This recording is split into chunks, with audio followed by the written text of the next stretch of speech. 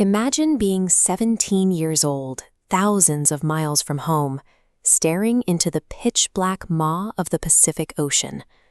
Long before he became a household name, Jack London was just a teenager working the deck of a seal hunting ship off the coast of Japan, steering right into the teeth of a violent typhoon. The storm threatened to split the ship's wooden hull entirely. Standing watch at the helm, London was drenched in freezing seawater and his own sweat.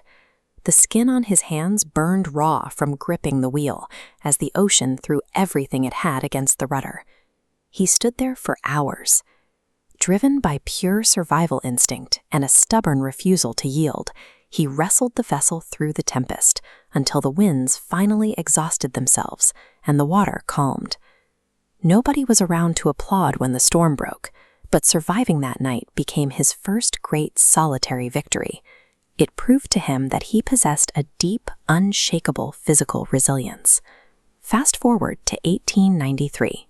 London returns to solid ground in Oakland, California, only to step directly into a different kind of disaster. The United States is drowning in a severe financial panic, and jobs are scarce. The young man who had successfully battled the Pacific Ocean is quickly reduced to sweeping floors and tending machines at a local hemp mill just to keep his family from starving. The math of his new reality is visualized in this chart. He is trading his body to the factory floor for 10 grueling hours every single day, earning just 10 cents an hour.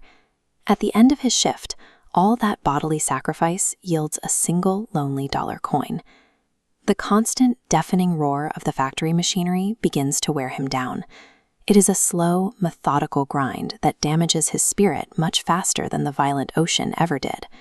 So how does a kid who conquered the untamable Pacific break free from the crushing gravity of working-class poverty?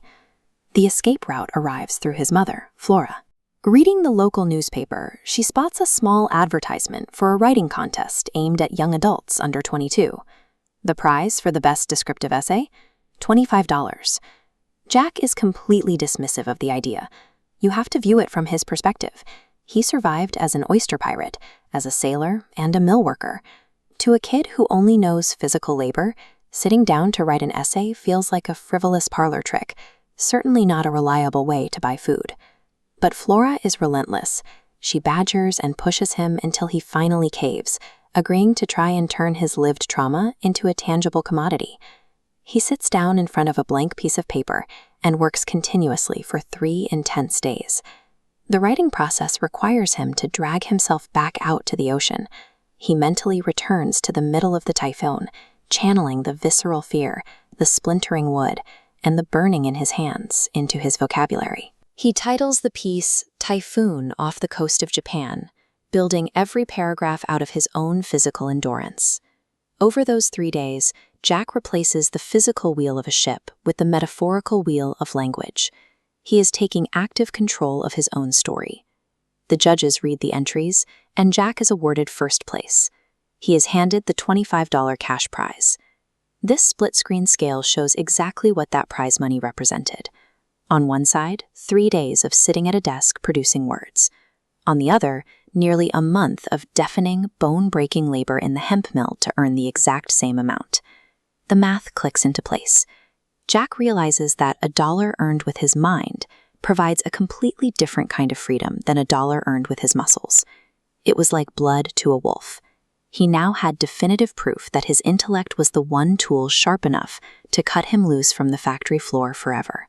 He never looked back. Over a brief, explosive 40-year life, he wrote more than 50 books, while continuing to throw himself into the dirt, working as a gold prospector in the Klondike, a war correspondent, and an adventurer. He earned a reputation as American literature's great proletarian writer. His fierce socialist philosophies weren't learned in a university. They were forged in the canning factories and out on the freezing seas. Today, his works have been translated into nearly every language on Earth, with millions of copies still sitting on bookstore shelves globally. The sheer will to survive that kept his hands glued to the wheel during a Pacific typhoon became the permanent ink of his legacy. He conquered the literary world because first, he learned how to write the storm.